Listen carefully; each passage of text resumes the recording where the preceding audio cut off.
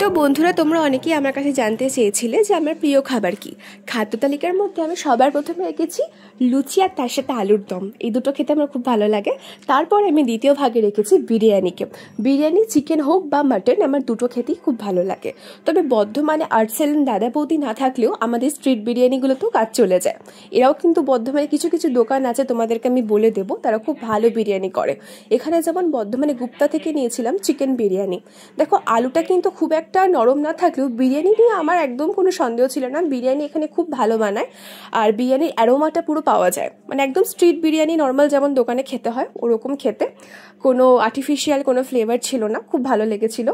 আর আরেকটা দোকান আছে বর্ধমানে সানা বিরিয়ানি, সেটাও তোমরা যেতে পারো। যারা বর্ধমানে থাকো বা বর্ধমান থেকে যারা আমার ব্লগটা দেখছো তারা অনেকেই জেনে থাকবে। আর আজকে তো ডিনারে আমি চিকেন বিরিয়ানি দিয়ে আমার ডিনারটা সেরে নিলাম, আর তার সাথে নিয়েছিলাম কাঁচা লঙ্কা। কাঁচা লঙ্কা দিয়ে বিরিয়ানি খেতে আমি ভীষণ ভালোবাসি। তো গতকালে ডিনারে তো আমি বিরিয়ানি দিয়ে খেলাম। তোমরা কালকে কে কে খেয়েছো সেটা কমেন্টে জানিও, আর চ্যানেল নতুন হয়ে থাকলে সাবস্ক্রাইব করে দিও।